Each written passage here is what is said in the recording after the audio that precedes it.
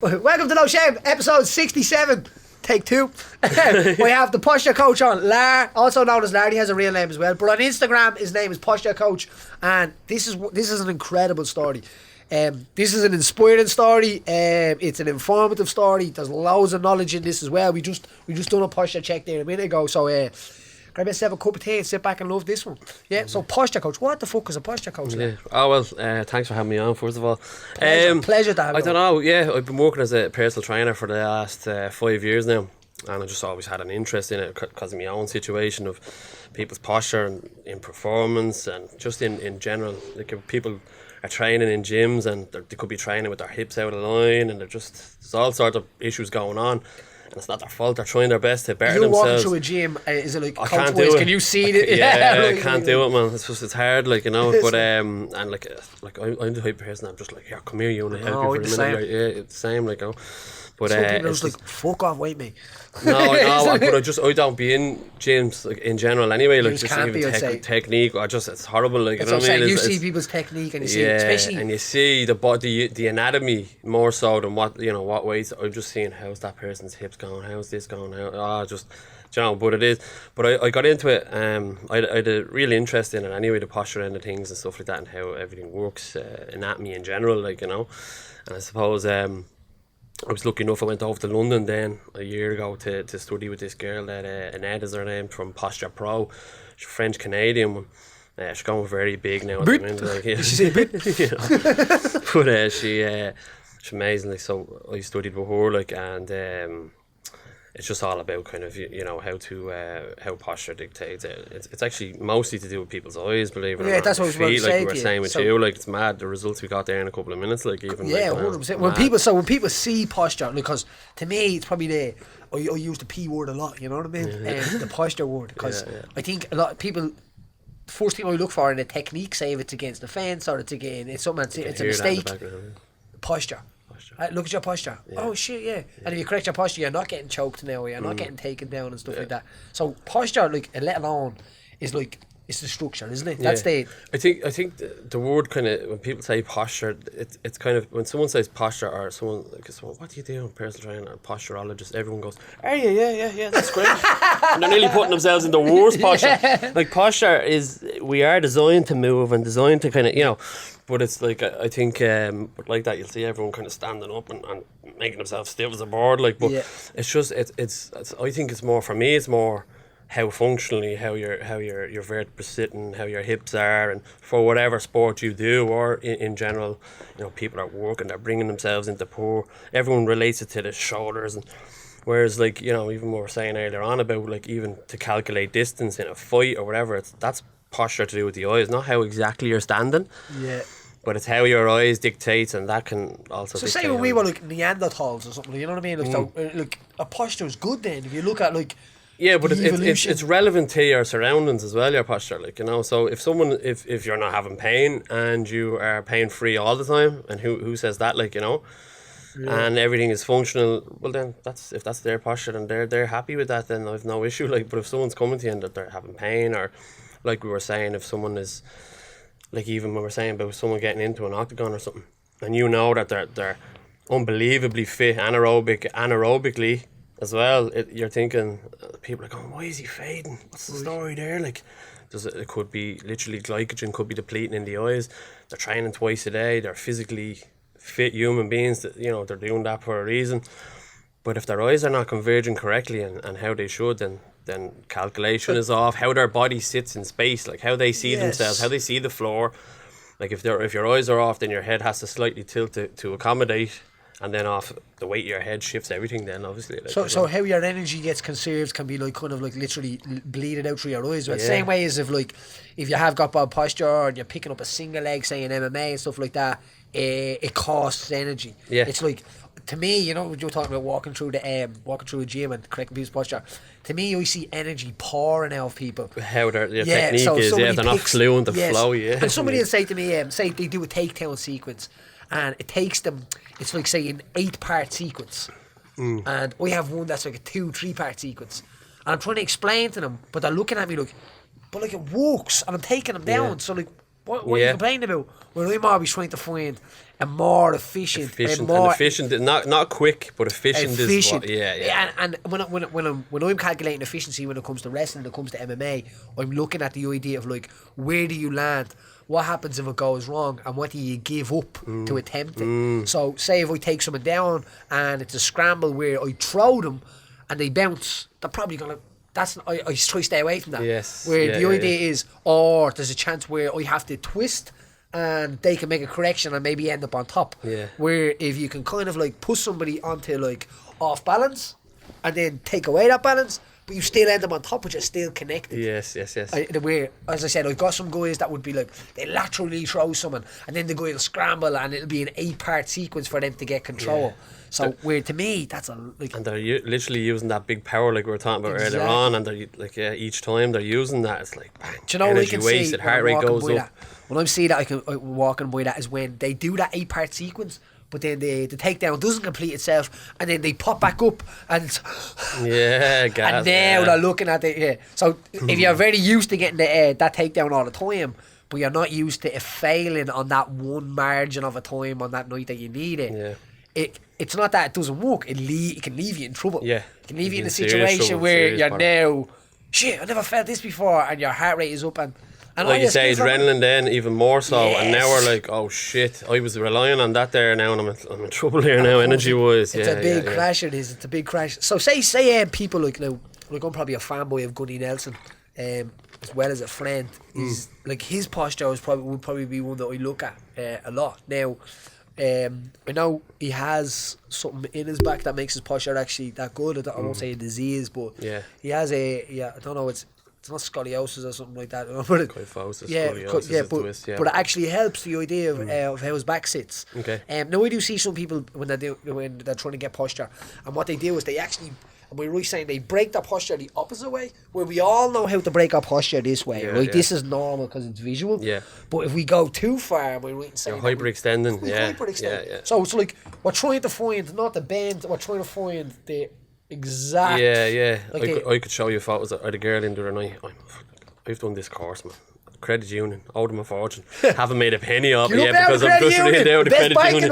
Never fucked anybody over. But it's like I just like helping people. Like, and I had a girl come in to the gym the other night. She'd done kettlebells. She represented our country, Ireland, in our kettlebells. And like she was saying, she's in bits now. Woman can't sleep, it's causing all sorts of problems with her. Like, and like that, she came in like massive lordosis in her lower back, like discs bulging and all the rest of it. Yeah, lordosis, all these Instagram models have it as well, don't they? Yeah, and that's it to push their arse out. You know what I mean? Like, look at that. Like, but it's actually a problem. I know. These girls are gonna have serious issues. You're giving yourself a disease for likes. It might look good, like you know what I mean? Disease for likes. It's not worth it. Well, but like that too. Like literally, I said we need to flatten it out. In the pictures, you could see then how we literally just flattened it out. And like that, I got a text off our husband. He trains in the gym, and he had said to us like, "Geez, she slept for the first time." You know what I mean? In a long time without any, just literally from a few minutes. Like, it's like it's serious. Like, it's gonna go big. Like, it'll go big soon. Like, and I'm the first one in the country to be kind of studied in this. Nice. I'm a fucker. I'm not a businessman at all. Like, I'm no good at trying to, you know what I mean? Like, make money out of it. You need to listen to the Terry McMahon podcast. Yeah, I do. I listened to it Habit Have, and I was going into work. I was like, oh fuck. Because guys like that are full of that are full of like what you just said there. You said a few things now. Say if a big businessman comes in, he sees you, he's like, he knows what to do with you. That's what Teddy was saying to me. And anyway, he was saying, so you just said there to me, I love helping people.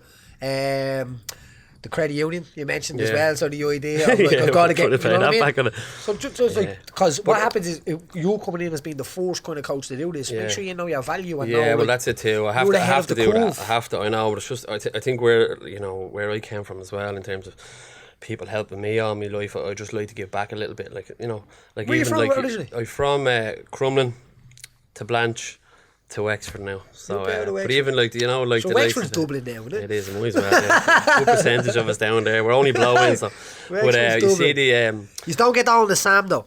No. Not even a I'm visit. still a Dover half. Not even a visit. They're gonna have to start bringing it to Wexford down to all the campsites, you know what I mean? There's so many dubs down there. They're gonna have to do a tour of the Sam in Wexford. But there was even like coming back to like the likes of Owen Lacey had on here, absolute king. Like he helped me so much. People don't understand the amount of it. Like when his information comes out, it's gold. It's mad. Golden words. He actually, do you know what? There was actually a good benefit to it and a bad benefit to Lacey. When I go up to the symposiums and that, and I go up every year, like, you know, and try and study as much as I can off them, you're sitting there, it's so advanced though at times. You're like, do I want to be a trainer? This is unreal. But then you look at it. You can hear that in the headphones, can you? Oh, we can hear Stan in my head there. Or is it? I can hear it as well. Yeah, maybe it is. If Stan's coming through there, don't worry. It's a little bit of Stan background. Sorry. But he helped. Like, I'd a load of people like Lock Gannon, Derek Murphy, Steve, like that's Brian Moore's striking coach. A load of people over the years.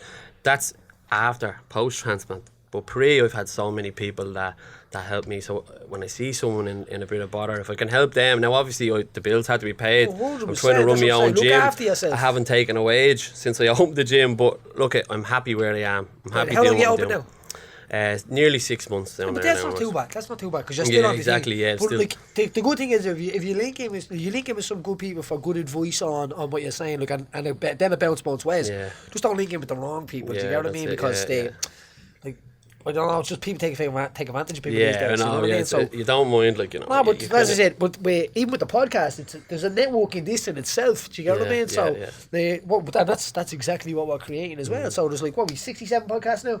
There's 67 people, and there's all sorts of people in there. There's dietitians, there's guys like Owen Lacey, there's bleeding magicians, there's bodybuilders, there's everything in there. Do you get what I mean? So the idea is, I said, even to link in with us, if you need a hand with anything, we'll give you a dig out and put you on. Even this, like, it's deadly. Yeah, and as I said, because it's hard to get good information. It's hard to get, and it's hard to get good free information as well. You know what I mean? Like exactly, people are grease my palms with silver. Like it's woman all out fat at head. Remember that one? What are you on about? Yeah. Pound. I want to go. That's a brilliant part.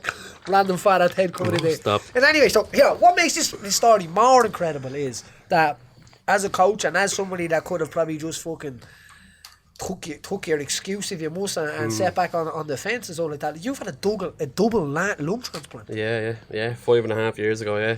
So I've suffered with cystic fibrosis all my life.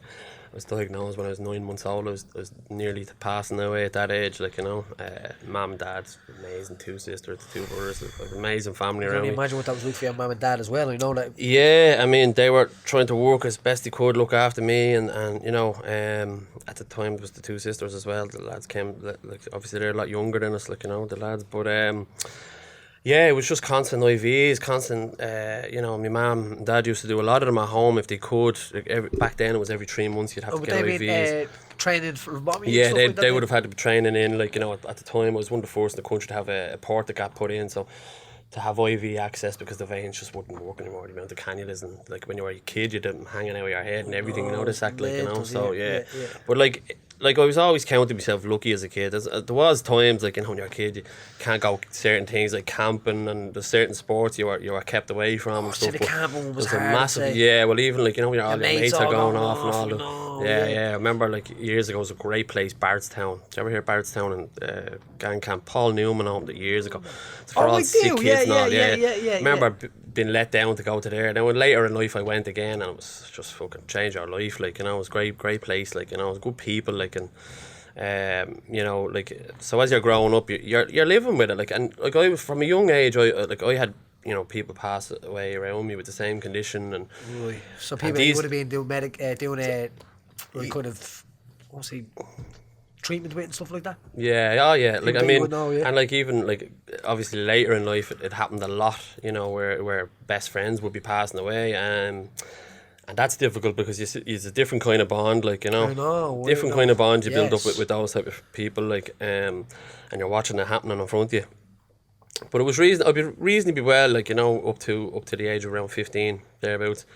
And I had a history then of collapsed lungs, so, you know, your mum had a couple of collapsed lungs. Both our lungs collapsed there ages ago. Now, you know, I had a conversation with her yesterday. She's bingo now. That's what I said to her. I was like, "What too fat?" Because she was sitting there laughing. You know, she was watching Mickey Mouse and me last night. She was watching on the telly. She's laughing her head off. And I was saying to her, like, it wasn't too long ago you were thinking like that. And I was like, did you think you'd be sitting there again? And all? She's like, no, we might be bleeding, like, drinking things, smoking and all again and all. You know what I mean? I'm like, stop it, but listen.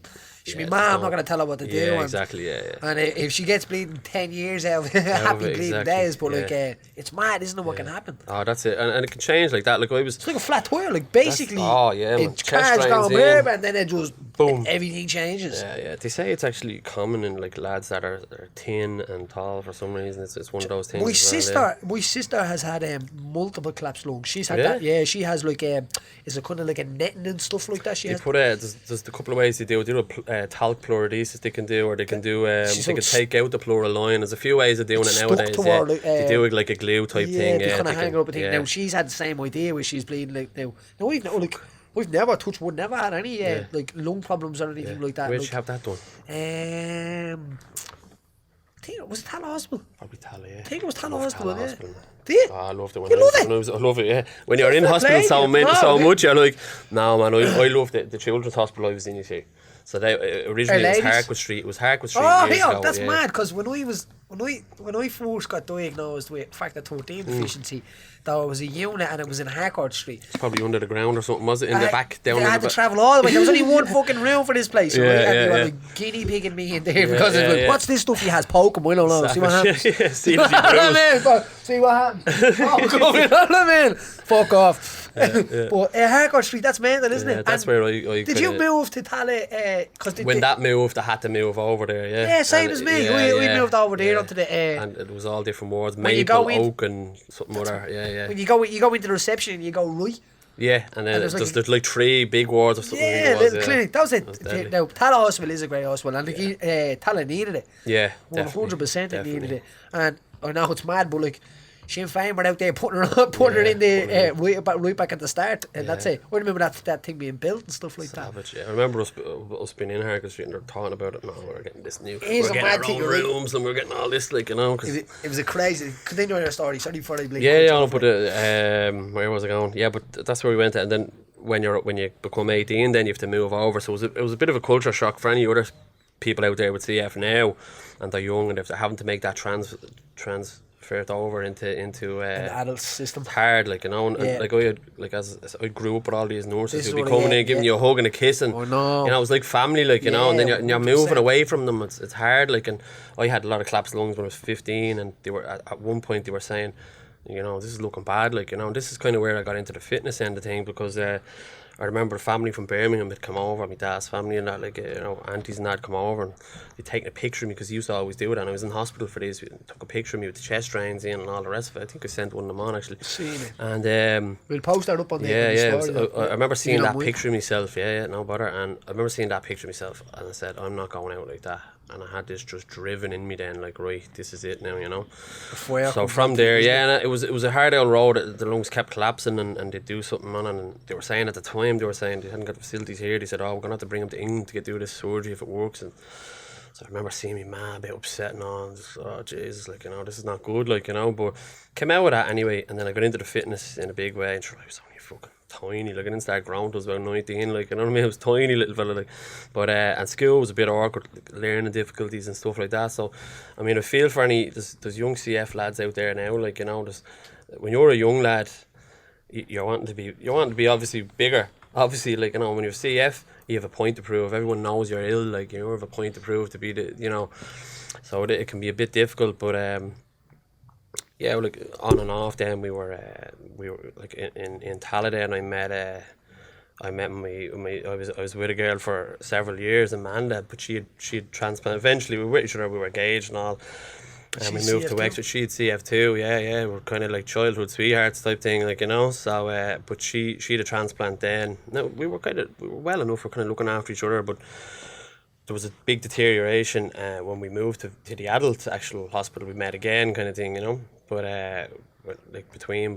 we were there and we got with each other, we were engaged, all the rest of it. So she had to get transplanted in Newcastle in England at the time, you know. That was where we had to go, and at the start they were telling us, you can't be with each other. So you can't be with each other because it's cross infection, you'll give her the bugs after having transplant and all this sort of thing, like, you know. So I had said to her, she had said, I'm not going on the list then if I can't be with you. So we were too young. We were 18, 19 at this stage. It was way too young to be going through all that. Like, it's actually a movie coming out now. I think it's 5 Feet Apart. I think it's called. It's coming out soon. won't be an easy watch because about 2 CFs in America with each other and transplant and all this. But so you could anyway, live this situation. Yeah, it's crazy, man. Yeah, and we had this situation, and we had to be flown over by a private jet and all from to Newcastle. And there was a few times she didn't get transplanted. It was a false alarm, and she flew over, getting ready to do it. And then back, and then so then we eventually she got it. We were doing well, but it was too much pressure as a young lad and young girl as we were, we were young, and we ended up kind of splitting up, but we stayed so close, it was crazy how close we were, but sadly she passed away about a year or so after I had my transplant recently. But did she get the transplant back in she got a transplant in Newcastle. It lasted a few years, and then she had to get another transplant here. Was there a massive difference in her after the transplant? In her, yeah. That had to be hard, man. That had to be stop. Especially with everything that's going on as well. Yeah, I was mad. It was very difficult. I won't say it, but I'd say it's hard to link in with the opposite sex, being a bleeding a 17-year-old, 16-year-old juvenile. Well, not me. I was a stud. Yeah, you were. Yeah. No, but it's hard to even kind of bridge that gap, let alone having being. Yeah, right. Yeah, there's actually there's a lot of people that they're afraid they're getting with someone and whether they'll understand their CF and all that. So that does happen. There's a lot of people in lots of situations that are under everything. They hide a lot. You know what I mean? So I know for a fact as a kid. Coming up when I had factor 13 deficiency, I wasn't ashamed of it. I was afraid that people would treat me different. I was afraid that even when I was fighting and competing, I didn't let any people know because I didn't want anyone treating me less than somebody else. Yeah, even in training, you didn't want anyone going lighter because you wasn't going to develop. 100%. And not only that, I was just I just never wanted to be treated different. I didn't want to be that little that treated different. You know what I mean? So even people when I was getting my gears and stuff like that, it didn't affect them like that, but. We never was it was just something. Probably another reason what pushed you into doing the fight was probably with your person. It was a main thing. I needed to. I needed to fight and I needed to avoid, and I loved it. I loved it in the bliss. I was at I'll rob a bit of time here for a second. I was at that John Connors the Ireland's Calling. Yeah, it's deadly. Yeah, incredible, lads. If you haven't gone to see this, go and see this. John comes out and he sits onto a seat. He does. And he literally tells a story about a guy named James. And a guy named James is it could be any single young flake grown up in any council estate in anywhere, right? Yeah. He has a mad story in it. Well, Rob a little twenty bit, he runs. The little young flake's getting chased with a sawn off shotgun, right? As you do. Yeah, no, but it's a great thing, right? And anyway, the guy's running along and the guy takes a shot at him and he thinks he's had to get hit and he's explaining, he's acting, he's on the stage on his own, but it's brilliant, right? He says, and then he says, I scream out and I say like Daddy help me, he says, and at that moment the guy with the shotgun gets a bang of a moped. Nice. It wasn't a horse run over him. No. So I probably robbed a big part of it, but I'm not messing. It's one of these shows, right? You're up, you're down, you're in, you're out. It's incredible. There's only another show that I've seen like that kind of engaged me like that, and it was actually a one-man show. They were talking about how did they make a decision on one seat and a light, and him just doing the whole show like that. That's hard, you know what I mean? Yeah. But he was talking about then I seen another show like that before, the Tom Crean show. There's a one-man show at Tom Crean. Right. So Tom Crean literally is talking about his whole life, but he's sitting on a stage and it's just him, the one person there, you know what I mean? I don't know, how did I even get onto this? Not easy. How did I get onto this? We were talking about last night, about how did you go about it? Was it John Connors and I don't know how I got there. Savage show, and anyway, I don't know how we left. I had to get a plug in there for the show. I had to anyway. put here. Love him anyway. Incredible show. Love him and love hate as well. Man. Cardboard gangsters. Brilliant explanation. There should be more of it. Get him on it. It explains a lot of the traps and the tracks that people get stuck on it. Yeah, but if you haven't seen this show, especially if you're a young fella out there and you're a little bit lost and you're like, or maybe you are like where you're like, you just want to do yokes and you want to just get out and you want to do the hoot and you want to do Hoover all week. So you need to see this because it's a great example of how it all's great and then it all goes really small. You know what I mean? When you were saying you switched over to the adults, It's the into adult Vincent's, side. It was one of those things. Obviously, like you're always in and out of hospital and you're sick, and you just it's a way of life. You kind of get used to it. We had a mad situation as well, because you're saying it's the nurses. The nurses that were in the child kind of transferred over to the adults for me, because there wasn't really. You know what I mean? Yeah. There's nobody else. Yeah, specialised in that field. Yeah, so it's just kind of myself, you know what I mean? And they just kind of following me along with that. So with them, on Monday, I got thrown here, right, on Monday. Yeah, got thrown by Adam McEnroe. His name is Adam McEnroe, loves a throw. And anyway, we were sparring and we posted on the ground. My hand slipped on a little bit of water and my elbow popped out and back in, right? And I mean, I felt like getting violated. I was like, oh, I went right straight away. I did. Back in and I was teaching the class as well. We were sparring at the end of it, and I was like, fuck, I had to go home early and all. But anyway, I was more panicky, right, because when you do get injured like that, when you post, especially with a shoulder like that, your hand breaks, your arm breaks, or your shoulder pops out. And the boat, it cracked, and the boat was looked at each other, and we knew it. We knew it had happened. And when he was looking at me, I was like, fuck, he heard it too. He was getting ready in that little moment, he heard it too. Bollocks, you know. So literally, my elbow's in bits, but the story, why I'm telling this story is because in Tallaght, I'm ringing, this is at 10 o'clock at night, and I'm ringing around to try and get to a hospital, right? And like James is like, nah, you're going to be waiting 12 hours, and then Tallagh's like, you're going to be waiting 10 hours, right? So then I rang, there's a private clinic thing across the road, and all we wanted was an x-ray just to make sure it wasn't broke. Like it wasn't broke. Now there's a tiny fracture that is on it, but not a moving part. So it was either a cast or no cast. I was like, no cast. So it'll get better itself, you wouldn't say. So went out and went straight back in, which as well as another great I won't say a great thing. It's great when your elbow comes out and goes back in. It's not great. You don't have to stand there and let pop it back. I'm looking at it. But listen, when like. when I felt it, I just knew there was something, and I was like, I'm not looking. Do you know what I mean? It's been a while since I got hurt like that. But we went over to a private clinic, right? We did, right? And I think it cost me £300 or something like that. But in 40 minutes, I was in and I was out and I was back in my house. Right? People couldn't believe it. And it made me realise in my head, and I said this to my girlfriend Chelsea, I said, it should be all bets off the table when people get sick. Right? Whatever your social class is, whatever hand, when we get sick, it's kind of like we hold up a white flag and we step out of whatever social class we're in, and we get fucking dealt to it. And we get dealt with, you know what I mean? Now, I can't say hostables, but I've been trying to say hostables for ages. Alright? I've said this, but sick people get hostables and homeless people get homes. That needs to be a slogan across the country until it's actually solved. I'm going to give you a good one now in a minute as well. On the second part of this, I'll tell you as well, because so the idea of that was just, it was incredible. Private, non-private, it was like they were asking me, if you really want to have a cast and an x-ray, you have to see who wants it the most. So we have a waiting room where we put you all, right? And you all sit there and let's see who can wait out the most. Wait out the most. So 12 hours you could be sitting there. Like, so the difference between €300 and 12 hours is probably your class in society. So you get what I'm saying? And mad, because all the decisions that are getting made about our hospitals are people that will never be in them hospitals. No. It's me like and you said, to be getting helicopter to their fucking private clinic. Do you get what I'm saying? To a private clinic and stuff like that. But the next day I had to go to James's, which is where the hospital would be for bleeding disorders and stuff like that. And there's a girl there, her name is Janet.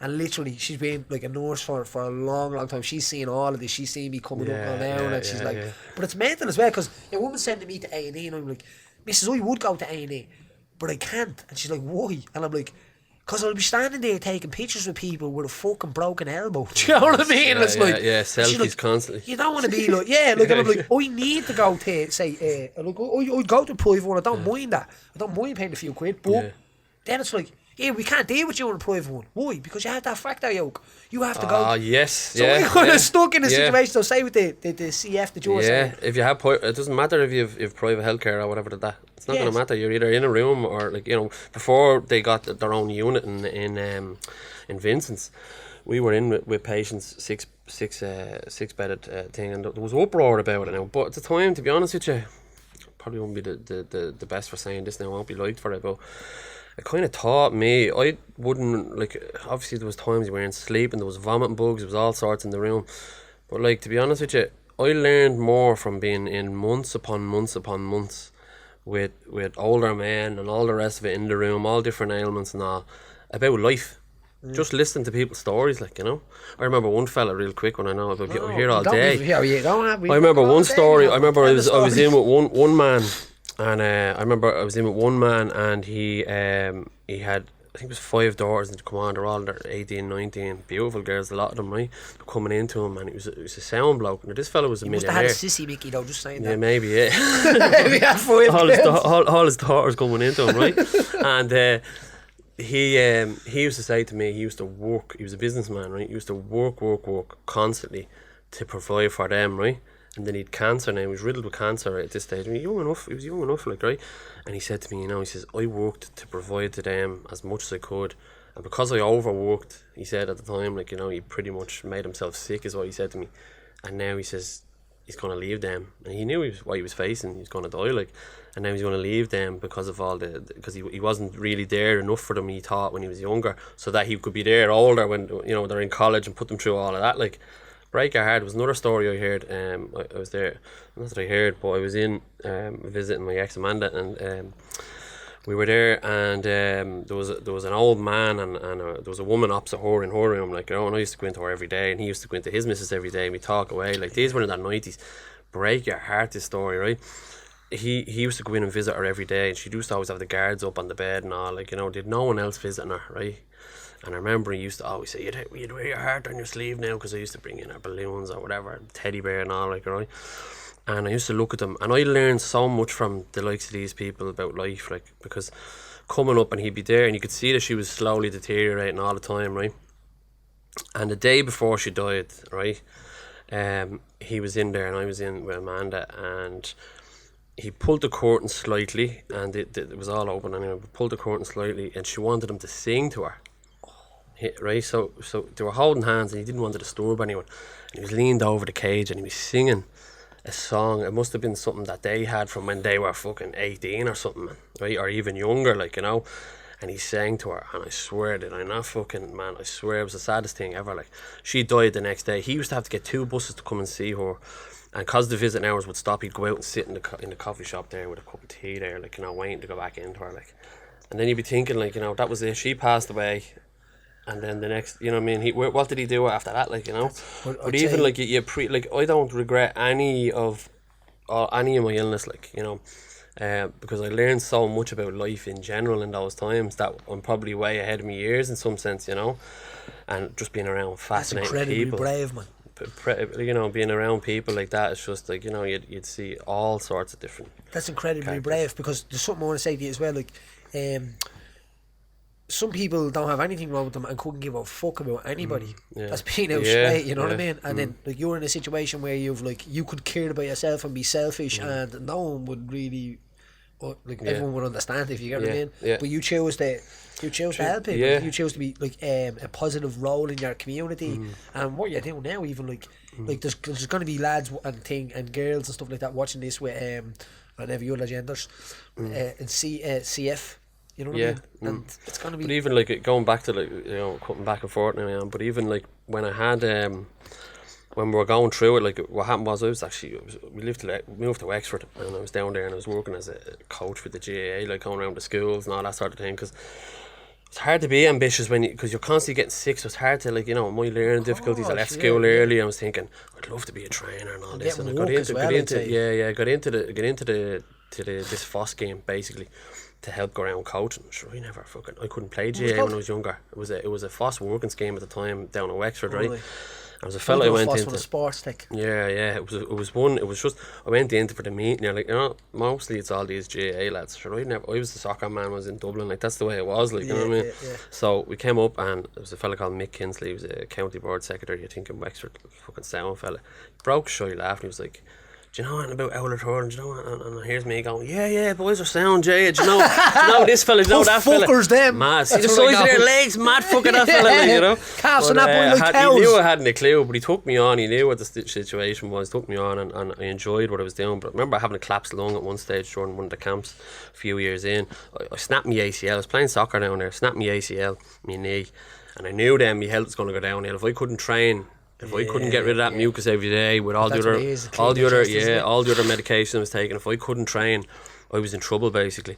Because up to that point, other CFs would be saying, you're always fucking trying to promote fitness and all, and sure, look, you're one of the healthy CFs, you're one of them healthy ones. I'm like, no, it's only because I do what I do. I work me bollocks off, same as you when you was in training, like, you know, like that's my fight every day is to keep myself well, like, you know. So eventually it happened, deterioration, collapsed lungs then after that, and it was a big massive deterioration. And then, you know, for a few years I was in and out a good bit. And then it came to, well, now, you know, I went from a lung function of 90% down to, I think I got to 50, and I was having collapsed lungs, constant collapsed lungs. I was having kidney drains, kidney stones at the same time. Just every day there was something new, man. And I remember so then the transplant was spoke about, like, you know.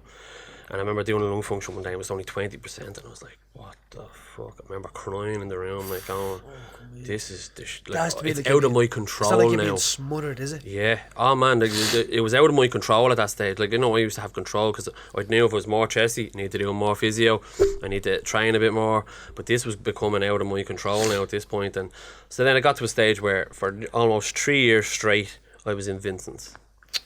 And like, you learn who your friends are as well. Like, you had a mountain of friends beforehand.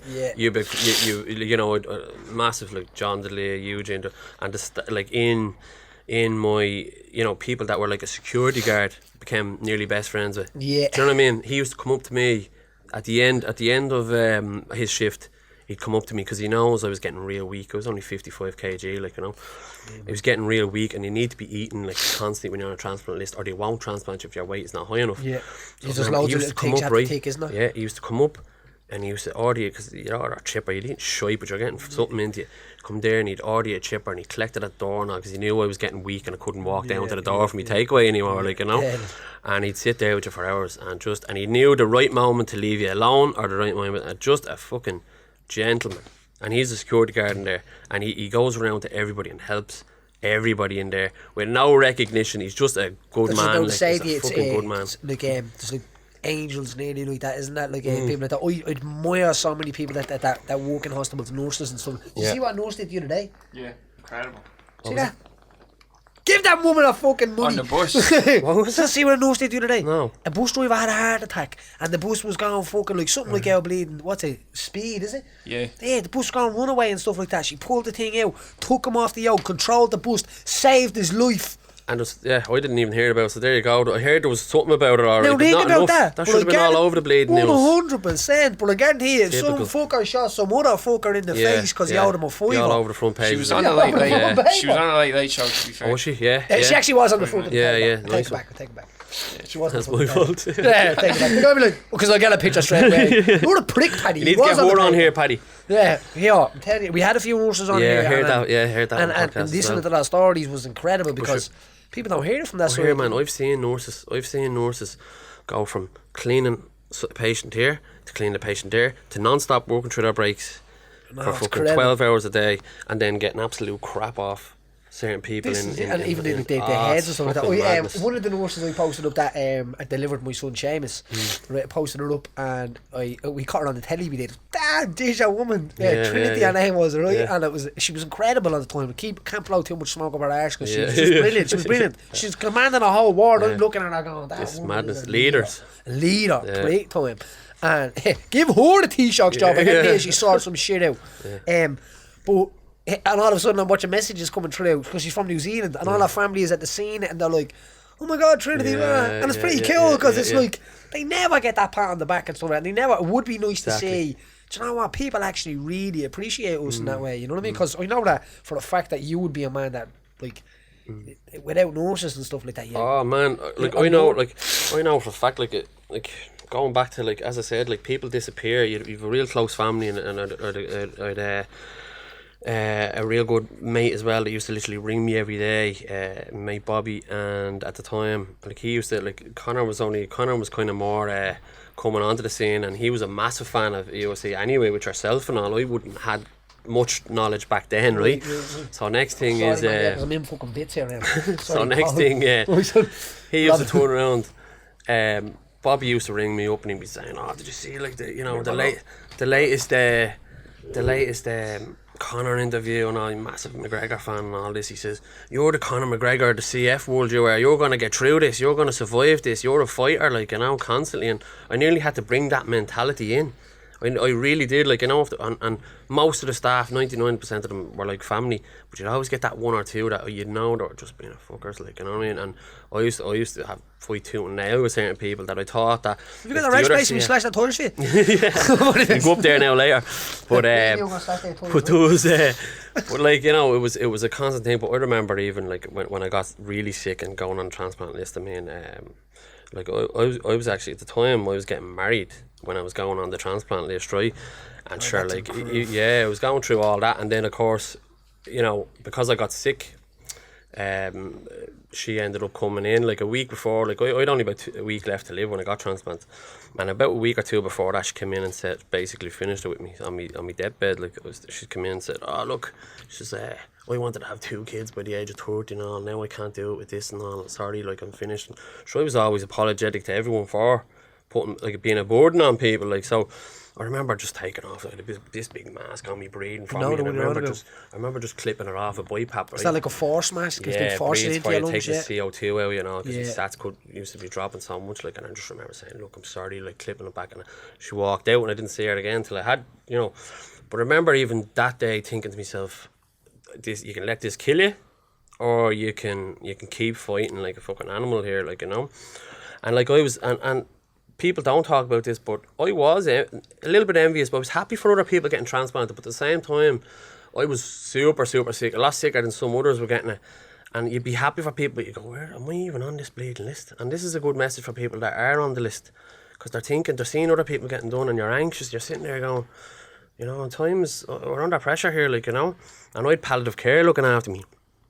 They were coming in, lovely girl, Siobhan was her name. Well, palliative care is you're at your, you know, you're at the end here. So, like, sorry, even before I even go on about that, like, what's it like? Sometimes I sit there and I try to talk to myself and say to myself, I put myself in the position, like, no, I've been close to death as well as a kid 2-3 times, and but I never got to think how I should have been through this, what you had. No, I actually, fucking mental, just Jobstown stories. I got to bang about brick as a kid and all the stuff like that. It's coming out in a project that we're working on, so don't worry about it. Keep an eye out for that one. It's a good story.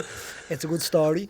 But the idea, as I said, but I never thought about, like, oh fuck, I'm going to die here, right? And sometimes I'd find myself wondering, I don't know if other people do it as well, but like, I don't know if I'm afraid of death. I'm afraid of not doing what I need to do. I'm afraid of not, like, making sure that my kids are right and making sure that, like, I don't want to miss out on that. What's it like when you're going into that week? I tell you, to be honest, and I was only saying this to someone the other day actually. My only fear of death, right? Because I've seen things. People have come visit me that have passed and all. Some people don't believe that. Crazy. That's another story. Because you're close. No, but because I believe that. One nurse said that to me. It's probably because I was closer to the door. I've had many experiences, but one of them, like, the only fear that I have now, because I've had those experiences, is who I'm leaving behind. And how they're going to be affected. Like, you know, if, like, how is my man going to be? You know, how is everyone going to react to me if it hadn't happened to me? That was my only fear that I was carrying into death, like facing death in the face. I remember having a dream one night that I was jogging, simple stuff, like, you know. And when you're in the hospital, when you're like that, you know, your BiPAP attached to you, it's breathing for you basically. You have a feed pump going in, you've got lines coming from every angle, you've machines going off. I remember having a dream one night that I was actually jogging, and this was obviously way off the mark. I hadn't done it for years, you know. Yeah. I remember I was jogging. I was very realistic, right? And I woke up, and as soon as you woke up, then everything's there and breathing for you, and I just remember the tears rolling down my face, and I was just thinking, right, that's it. I remember, like, it's gonna happen. Keep it. I remember one of the Hazel's her name, she's a sister on the ward up there, a fucking amazing woman. Some people don't get on with her because she's a tough woman when she wants to be, but she has to get shit done, like, 100%. You know? So, like, I loved her. I had me little run-ins every now and again. Everyone does, like, right? But underneath it all, I knew that she's working hard here. She's working really hard here to do. But I remember coming into me, and she said to me one day, she'd be tough when she needs to be. I remember coming into me and she says, you're after refusing the morphine pump again, I heard from the palliative team. I says, yeah. And she goes, Lar, we can't be looking at you like this. You know, you need to be realistic. Look, you've fought so hard, you've inspired loads of people, and you're always in here doing your best. but there has to be a stage where, you know, we have to make it a little bit comfortable. And I looked at her and I said, Hazel, I said, you know as well as I do, if I go on that pump and the matter ring and they hear I'm on a pump now, they'll go to the next person, right? And I had to beg to get on the list in the first place because I've liver disease and I've stage 4 kidney and now. You're not ticking many boxes for it, Yeah, so they're looking going, right, well, he's at high risk, and even because I had the collapsed lungs and the pleurodesis and stuff constantly, the surgeons don't want to do it either because they think this is a heavier risk to me and my profession. And nobody wants to do it. The sad thing is, when people are taking these things on, stats come into it. The idea of and you can understand that to a certain point, but I had to beg a liver specialist in the Vincents. He made the final call. They had to do a jugular twist at the end of the story. We let it out. But they did a biopsy of my liver, and they had like when I was wide awake, I had to be sitting there getting procedures done because couldn't put you to sleep, like. And he came back and said the liver, pinch your liver, isn't it? taking lumps out of the liver and all. And they were saying, like, your liver's too bad because we could transplant you and we could nearly waste organs by doing that, and you could die because your liver failed. I remember saying to him, can I talk to you on your own? It was a team in. He sent them all out, and I said to him, look, I says, you need to give me this chance. Like, I'm in here working my arse off. I train harder than anyone in here. Used to have bands and all, dyna bands and all in the room, trying to do whatever I could. I said, just give me the chance and I'll prove to you that I'll make it work. Like, and he's like, you're in the grey area. It's a big decision for me to make, he said. And he went with the decision anyway, like, thankfully, like, you know. But I remember, granted, now the liver isn't great, and the kidneys seem to be wrecked sometimes, diabetes, loads of problems after, like. But anyone that but when I got I got a false alarm call. You'll actually appreciate this about the homeless part of this story. I got one call. I was on the list a year to that day, and I got a call, and they I went over, and it turned out that one of the lungs wasn't good enough. They were damaged, right? So they couldn't give me the transplant. They were sending me back, and everyone was looking, going, Jesus, we're in bad way here. I was in a wheelchair at this stage, like, you know. So it's like, oh, here we go.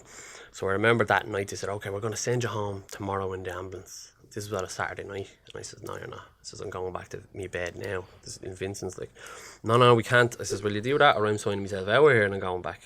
So I make a decision, because I knew in my head that I need to start again here. I needed to have a lie-in on the Sunday. And Monday was hard work again. It was the worst training camp you can imagine, right? Yeah. So that was what your lung capacity at now? They couldn't even do it. The last time I had done it at that stage was 15%, and that was about 2 years before, a year and a half before. They couldn't believe I was still alive. So basically suffocating. Yeah, and just madness, the amount of things. So I remember saying, right, send me back over and go myself. So they sent me back in a taxi. I sent me my dad and all home. I said, look, I'm grand, don't be worrying, go on home. And so I got a taxi back, and we were I don't know the exact area, but we were going from the Marta to Vincent's. And it was like the Five Lamps, is it? Just on near the bridge there, right? And it was like, I think there's a bank there on the left hand side. Oh, yeah, right. Remember, yeah. It was a homeless man, and I said to myself, now, I was sitting there like, right, holding back. So you can do this, right? So I remember saying, you can sink or swim here with this call. You can look at it as a positive that you've got a call and you're on the list, because I was doubting it up to that point. And I remember sitting and I seen a homeless fella, and it was October, I think it was, freezing cold it was, right?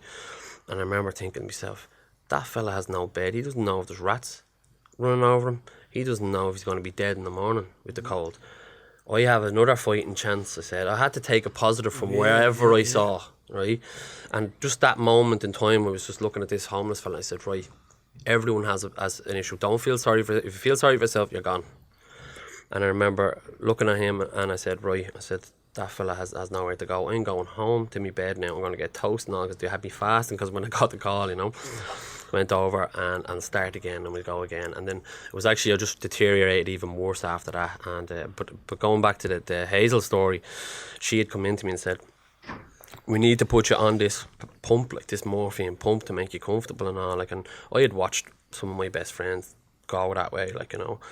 So you know, yeah, I knew as soon as the pump goes on, that's it, you're gone. This is incredible though, isn't it? Because like I feel with my own medical thing, now mine's not, like, I don't think mine's a life threatening thing. I don't know when as you get older and stuff like that. But the idea is that like I feel like I know a lot more about what I'm going through than they're telling you. They're like, no, it's like, mate, we've been doing this for 30 years and I've been feeling that. You can't read it from a book. Like, I know the ups and downs, so why don't you listen to me? Yeah. Do you know what I mean? Because if you were telling me something from your experience and I knew you had the experience, I'd be listening to you. Yeah. You know what I mean? It's different. That's why like people kind of like training with me, I think, sometimes as well, because I've experienced certain illnesses and that. But like I remember going back to that Hazel had turned around and said, like, you know, she tears in her eyes, this woman had. She was like, we can't be watching you like this. We need to put you on that pump. Like there comes a time when we need to make you comfortable there. Yeah. And I says, right, I'll tell you what. I says, I'll make a deal with you, Hazel. I said, give me 1 week to get a call. So I said, if you give me 1 week, I'll go on the pump then. And I knew at that stage, if you go on the pump, you're fucked.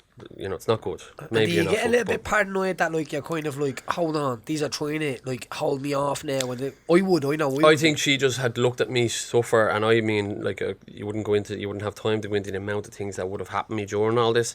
So I think she said, like, there's a fine line, I think, that they have to be careful of, that they don't let someone suffer when they're going out, like. So they have to they knew I had fought as hard as I could at that point. And I said, look, just give me 1 week. And she gave me the week, but she wasn't in on the Friday, let's say. So she was back on the Monday. So that gave me an extra few days.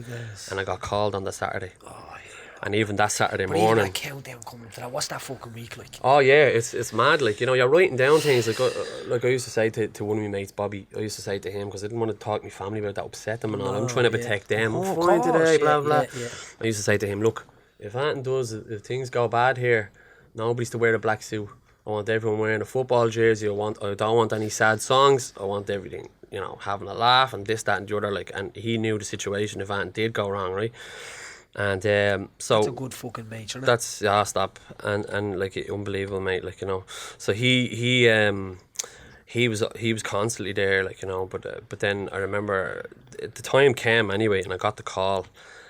And I was actually, I was in on the shitter, actually. I might as well say that. I was in having a Barry White in the jacks, right? And your one comes running into me.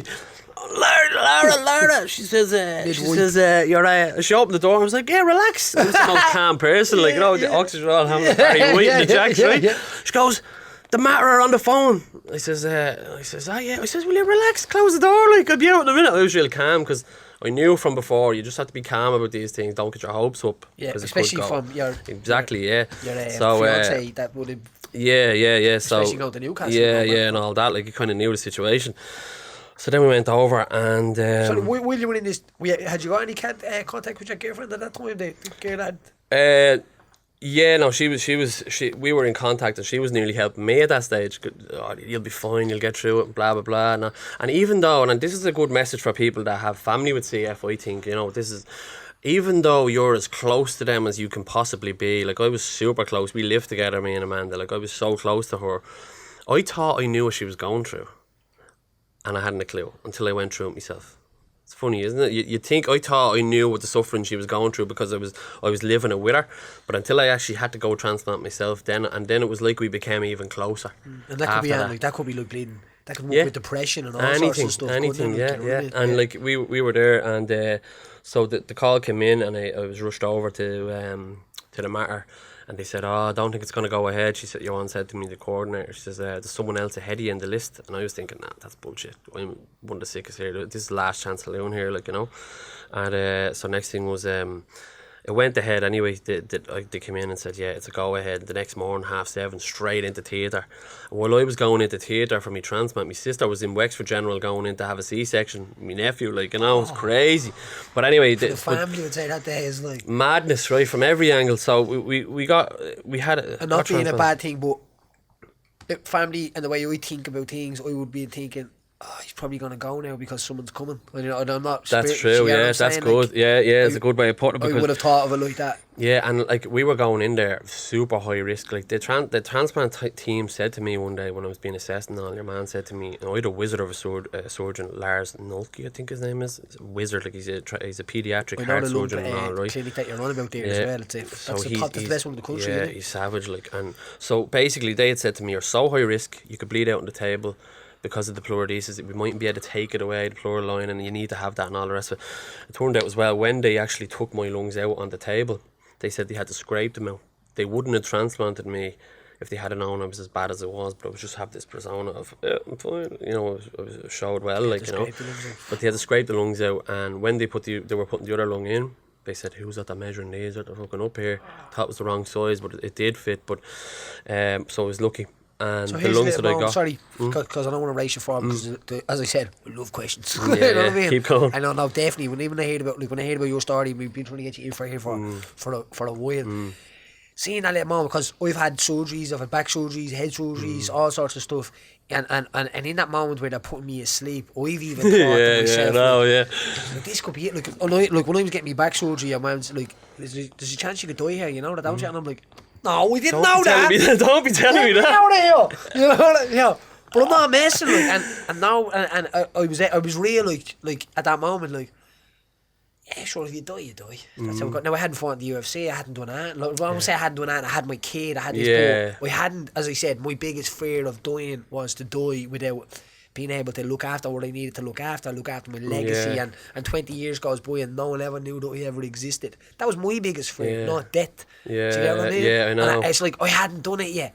Right? So when you're going to sleep, when you were getting that anesthetic, I tell you what was when I was going in, the last thing I said to my dad, I said, love you and all that kind of thing, and I said, look, we have to do this, like, he says, I know, we knew we were high risk and we were being wheeled in, bring you into all these mad theatres and all. I remember looking up at the clock, I think it was like about 20 to 8, I think, or something like that, about 20 to 8, I was looking up at the clock. I remember looking down, they're all real sound, trying to calm you down and all this. So, do you ever see the scene from Homer Simpson when he was giving his kidney away to his dad? That. And you just see him running off with the gown, you see his arse in the background running out the window. That's what I was debating. I was like, I wouldn't mind, but I can't even get out of here. I can't even run. Like, I'll be outside the matter, I made it dip. But, when they start pumping that white stuff in through your veins, you're thinking, here we go. What's going to happen here? Am I going to wake up on the other side of things? Yeah, man, it was all like, what do you, like, you know what I mean? Everything goes through your head, like. So were you looking I had a positive mind though. I did have a positive mind all the time, but at the same time, you're kind of thinking, this could go very easily go, and then where am I going to be? That was my fear. Am I going to be? I wouldn't be massive religiously or whatever. Me either. Yeah, but there is that story here. How's me ma? How's me dad? How's that everyone going to be? Was my fear. Yeah. Now, how are they going to cope? Never mind me. I'll be there. I'll make sure I'm there with them. But how are they going to cope? That was my biggest fear, like, you know. And then next thing I knew, I was awake. But what happens, sorry, before you, what happens if there is a situation? Because I know that the lungs, as they said, Chelsea's cousin had a double lung transplant, and they had to cut the lungs and all. They had to shave them off. I know a few people and it's amazing what they can do nowadays. Oh, it's amazing what they can do. And the idea, so say if they did have a situation where the lungs didn't like. I think they have to know that though. I think they have to know in advance, instead of just like with me, they took them out and then they were like, yeah, so who's in trouble here? Imagine being a surgeon and being in that situation as well. That's the pressure they're under as well. Yeah, like, you know? There's this is going on in this country. This goes on, these surgeries, every single day. So people are sitting at home moaning about their life and moaning about things like that. Try and get some of this into your life and pick yourself back up, because not only do people have to go through the surgeries, people are going to work on daily basis and dealing with this stuff. So what happened if that lungs didn't fit? Like, did he just turn off the machine? I don't know what was going to happen. Like, you know, and you know, it went ahead anyway. With me, I had a little bit. It didn't go as smooth as it should have gone. In terms of, and I'm gonna say it here, because I'm honest about things, and I was honest to one of my friends, Joy, about transplant, and she said if I wasn't, she would have gone off her head after transplant, because she had a little bit of pain issue after. I was told not to tell anyone that I had pain after transplant, because it would turn people off transplant, right? And I was thinking, no, we need to be honest, because if you're in a lot of pain, 100%. You're thinking there's something wrong with me. So what happened to me was, after all of that, I was unlucky that my epidural didn't work. They said I was going to be out for about 5 days, right? I was awake that night and I was trying to wink to tell everyone I'm alright. And then after that, the ventilator, I had to hold the tube in my mouth with my teeth, and I was trying to tell them, this is falling out, and they kept holding my hands down. Don't pull that tube out. They thought it was like sedated. And I was like, no, I'm trying to fucking... And then as the hours went on, I was able to move my arm, and I went to your one, and she was like, no, come on, no, you can't pull that tube out. And I was trying to tell her, it's fucking falling out, this is the ventilator, like, you know. And that fell out of the nurses in the other room. It's just... Well, yeah, when I was ICU, so you would have been alright. They would have known. But I remember writing down on a piece of paper. I said, "Give me like this." And she wrote the pen and paper, and I said, "Tube falling out." And she said, put it in, blah blah. Long story short, I stood up the next day. They took out the ventilator early because they knew I was responding quite well. Because I had, when I was sitting there, and this is to anyone else that's going through this, because it's the most loneliest time you will ever be in is when you're in there, like, and if I can get that message to somebody, like, you know, to stay as calm as possible and let them do what they're doing, like, it's going to be all right, like, because there's people going to be transplanted the next week or two. That's this is what I'm saying. And if they hear this, it might give a bit of relief. I remember sitting there thinking, probably because I had a bit of knowledge about the anatomy as well, I was thinking, how is my brain going to connect to these lungs now? Because they're cutting and then they're putting new ones in. How is that going to connect for me? So I remember imagining that I was breathing and trying to focus on me breathing, even when I was on the ventilator, and they'd be going over looking at the machines going, fucking hell, like, they were talking about it and all. So then they made a decision next day to take it out. They took it out and I stood up that day. But then the pain started to hit, so it was horrific, like, for me at the time, because it was just it didn't work. And most of the time it will work for people, and then they couldn't give you more morphine or anything like that because they didn't want to block up your system, and they didn't want to have to re-sedate you again. Sedate the lung. Exactly, yeah, because I was doing so well, and I was trying to breathe, diaphragm breathing through my lung, trying to get everything connecting from the off, like, you know, and so it was, but I just remember, and obviously the amount of steroids they pumped into you, it was the hardest time of my life was actually the transplant, believe it or not. Oh, right. And there's a false perception of, and this needs to be said, it's a false perception of, oh, when you get your transplant, you'll be able to breathe into your socks. That's amazing, like, you know. That doesn't happen. It doesn't happen. It's what the fuck is going on here. So you can imagine the connections on the lungs and stuff like that would be scabbed and clotted and still cut from here right across to here. Like, even all of that, like, and not only that, the invasion of your body as well. You know what I mean? It's massive. But but that being said, it's the most amazing thing that can happen, like, because after that now, like, and another thing that needs to be addressed as well, and I'm glad you're giving me this opportunity as well, is like the likes of it, you don't feel rushed or anything like in here, but the likes of what happened was with me, the emotional attachment I had to my donor was massive. That's not spoke about enough. This was one of the things I wanted to talk to you about. Massive, man. And like, what happened was, I remember sitting there, and I was sitting up a couple of days after and stuff like that, still in ICU, like, and I remember the first time I ate was a bowl of cornflakes, right? And I remember she brought them into me, and I was sitting there trying to eat these cornflakes, wires, tubes, everywhere, every angle. And I remember sitting there going, some family has lost their son. And I remember just bawling my eyes out, and one come over, the nurse come over, lovely woman, in fairness to her, and she come over and she kind of half hugged me. It's okay, you're fine, and all this about me. And I said, no, it's not about me. It's not about me. Some family has lost, like, I have survived, so my family and all are happy, right? But someone else's family is torn apart right now with the decision, you know, and they were able to make the decision to save my life. That says something about you though as well, because not many people, some people can't even be fucking happy for people winning a fight, winning a bowling match, winning a football match.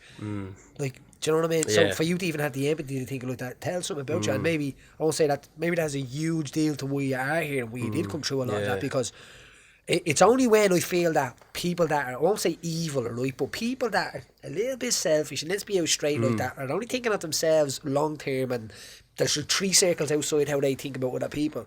When it comes to moments like this, is this really where you're in hell? Do you get what I mean? Or where you meet, where all of a sudden you're having these conversations with yourself, holy shit, I ripped people off. I wasn't always sincere and imagine if you weren't. I'd imagine. So these are my fears. This is why I won't say this is why I'm good, because I'm bad as well. You know what I'm saying? But you're fucking doing a lot of good, man. Yeah, but the good is because it's not for, I'm not doing it for gain. I'm doing it for peace. I'm doing it for the idea of when I'm in these moments, because everyone will be at these moments. And I say this to my game, she's like, you're a morbid fucker. Do you know what I mean? But you're never going to be able to question, were you a good person in your last hour? I want to be able to smile out that moment. Do you know what I mean? I want to be able to let myself flow out and know that my sons, like, will tell their grandsons, and even all this stuff that's going on with the election and stuff like that. It's like I feel bollocks, not in a way, but I have to do something here, because this is going to hinder that. Yeah, you know what I mean? It's a yeah. life mission rather than I want to be the most rounded human being that ever lived. Yeah, and you're fucking doing it, man. Do you know what I'm saying? You know. No, but listen. But here, you see, people will come like you're like people like, and as I was saying, not licking your arse, but what you're doing is unbelievable, man. Do you know what I mean? It's crazy. Like that's what I'm constantly looking at them podcasts, going, look, he's just real. He's never changes. He never tries to. And like I was saying earlier, you mix it with all different people, and you stay your same self all the time. I actually had somebody and I was like, oh fuck, did I come across like that? Because sometimes, listen, we try to make this as unedited as possible to try and make it as normal as possible. And like sometimes I do say stupid shit, you know what I mean? And I'm like, Robin has to correct me and sort me. You know, he writes it down at 2-3 minutes. I'm saying that. I had someone from say the middle class. So say last week I made a comment about people. So say if your father dies and he's a billionaire, now you're a billionaire. You're born a billionaire. You'll never ever have to experience the problems of like social classes and all this kind of stuff. You'll never have to knock into your neighbours and ask for sugar, right? That. But then a guy messaged me and said, like, we're not all like that, Paddy, and I want you to know that. We're not all like that, and the fact that we have our own problems too. And you know what? I totally understand that, because the dividing is the only way to work, I think, for people to succeed. The triangle's built upside down in this country, you know what I mean? Yeah. It needs to be, so there's 20% of the country controlling 80% of the country. It should be the other way around. You can see where you were coming from with it, but then there's obviously the few that as I said, through. I never meant that. I don't hate any class. I hate classes that literally are starting to, like, I wouldn't say hate, I'm disappointed that trying to divide classes and trying to jam people into directions. We're all you can see that outside, man. We're talking to the lads outside. There's so many different classes out. So it's like you know what I mean. You're hitting to every. This evens us. This evens us. No matter what class you are, no matter what, we're all going to end up in lying on this weekly bed or this bed. You know what I mean? And I've said in interviews before, and this was a big message to kind of. To other people with CF, like especially when I did the conferences, talks and stuff like that, and I used to always say, what I used to do was when I lay back in the bed, in the hospital bed when I was sick, and I put the mask on, and you know it takes a few minutes to adjust and feeds, everything's sitting there. I used to just lie there, right, and I used to think to myself weird stuff. I used to have like me iPad. It was like a fire going. Give me some reality that there was a fire in the background, right? And I used to sit there and I used to say to myself, right, did I do enough today in terms of, can I question myself? Like, did I actually do me a little bit of training in the room? I used to write it on the board and all the other room, and I used to say, right, whatever I used to do. And I used to always say to people, no matter how sick you are, there's something you can do. You can pick up a bottle and do 10. That's your ability. That's you're bettering yourself there. And I used to always question, did I do enough today? And if I can't answer honestly myself, then I knew I wasn't. I was like, and I knew most days I'm like, I did enough. And like if people with CF can do that, and you know, and I always try and reach out to parents with CF like that to let them. My man there were very much of the let them play like soccer, let them be out, let them treat them as normal as you can, like, you know. I've guys with factor 13 and across the world get in touch with me now, and there was one family I was able to explain to, and they literally had their kid tied to the wall from what the hospital had told them. You know what I mean? I said, fucking listen, bubble wrap, literally wrapped them in bubble wrap. Like what I did was I didn't announce myself. I didn't mean to do it. It was just one. You know what I mean? I didn't go in. This is what I'm gonna do. Yeah. But now there's people like, listen, you don't have to fight in the UFC, but you can definitely play maybe a little bit of tennis, or you know what I mean. So because what happens is your mind goes into this caveman lock of like protecting yourself. You can't do it. And not only that, as a parent, we don't have like we over there running up and down like playing. You know what I mean? Like the anxiety comes into me as a parent, and he's totally fit, but I'm still watch that. So you can only imagine what it's like with a kid that has a factor 13 deficiency or has CF and stuff like that. And there's so much more information out there. There's a lot. Like I have a few people now, Keith, and that, like, he wants to be a personal trainer. He had a transplant a few months ago, and he sent me a picture of himself today, right? I was like, good fucking man, I love it. That. Your man, maybe you are the Conor McGregor of the CF world. No, I don't know about that. No, but listen, you need, because people need to change people need to dig deep down to their brain that day and do what you're talking about, because stuff like that, people like thinking about how your brain connects with your lungs, and then actually enjoying Visual. that breath. It's the same. But that's a way of it's the being same. grateful. It's the same. Here's another one. I actually said this to the Professor Egan, is his name, right? Before transplant, I said this to him, and I think he nearly valued that, right? He came in to me one day, and I says, "What's the story?" I was actually pissed off. And I said, "What's the story? You said I was going to be done. I'm a good blood type. You know what I mean? I have a good size and all. What's the story? I'm not getting called and everyone else is getting called." And he says, the ball just hasn't dropped yet for us and all this sort of thing. And I says, "Right, I have another question for you." I said, "Now this rejection thing, I was real pissed off this day. Now this rejection thing, yeah. I says, has anyone ever looked into the psychological aspects of rejection?" "What do you mean by that?" I says, "Right, so if I'm thinking about rejection, am I going to reject these lungs? Am I going to... Does your body turn around and go, hold on a minute, what's he talking about? Is there something going on down there? Maybe we should reject it." Yes. You know what I mean? So I now... Maybe it will happen someday. Maybe you never know what's going to happen. But I feel that if I'm working these lungs and I'm training and I know that I'm really taking of accepting that gift and I'm taking it on, is my cells in my body going to nearly, if they have memory, nearly say, yeah, let's take this on and let's work them and let's use them, instead of actually going the opposite way and worrying about it too much. And then you go the other, like, and even going back to like even about the donor part, like my donor. I wasn't supposed to know who he was. So this is what I wanted to ask you. So you tell me the fuck off you want. No, You know what I mean? you ask whatever you want. I wanted to ask you. So somebody that somebody's life that has passed, somebody that is dead now, and they're still a part of them living on, and it's like it's living through your lungs. So your lungs that are in your body now have been somewhere else. Crazy. And they've done, like, they have ran miles without you. They have, you know what I mean? They've done things without you. But not only that, they were in a situation where they experienced what we're talking about now. You know what I mean? So they experienced that died. last. They died. Like, and like I remember going for a reading one time, and I went in and a bogey name, so your one couldn't research me, and the stuff she told me about me donor and all, and that he came to see me and all, which I did think he came to see me. Like, I seen him one night, like, and before I even knew what he looked like, I was able to describe him down to a T. And when I seen the picture of him, then I was like, that's your man. That was at the end of my bed, basically, like, that energy sort of stuck with me for a little while. Was that a nice thing to know, though, like, that maybe there is... Oh man, now I know. Like, you don't go into it because people think, he's after losing the head, he's after been sick for years, to go into it. He's off, he's after going off the wall a bit, like, to go into it. But I've had dreams from people that have passed with messages to their family, sort of thing, like little ones, like, like one guy, David Smith, a lunatic, real good mate of mine. I had a dream one night that he says, "Tell me Ma and Debbie, his sister, tell them I'm going to America, have some news, right?" And I was like, woke up literally like that, going, what the fuck, right? So next thing is, I says to, I rang Debbie and I says, "Here, I'm having a dream, David's after ringing me there, blah, blah, blah, right?" I won't go into too much detail, but next thing is, about 3 or 4 days after that, she rings me, "You're not going to believe this, Lar." And I says, "What?" His brother is in Canada, close enough, right? And they were trying to have kids or whatever, and they rang the next day after that to say that she was pregnant. It was like that was the message he was trying to relay, that he's going over there and stuff like that. They were trying to have kids for a while and all, like, and he was mad shit. And there was another dream I had one night with him as well, and he was talking to me, looked real healthy, like, you just know he's appearing to you nearly, like, And I remember saying, I was like, "You need to tell me now, you little bollocks." I said to him, that's the way I would have talked to him, like, tiny, everyone loves me. And I says, "You need to tell me now what it's like up there. I need to know, like." And he goes, "You're asking the wrong questions. You can't ask me that question." I was like, "Tell me, you fucker, like, tell me what it's like." I knew in the dream that he was appearing to me. And he goes, "No, I can't. And he was gone. That was it. It was like I was told, you can't be doing that. You can't be asking. You can't be asking or we won't be coming back." Do you know why? Because it probably protects you from what we are now. That's it. Because, like, you might want to die.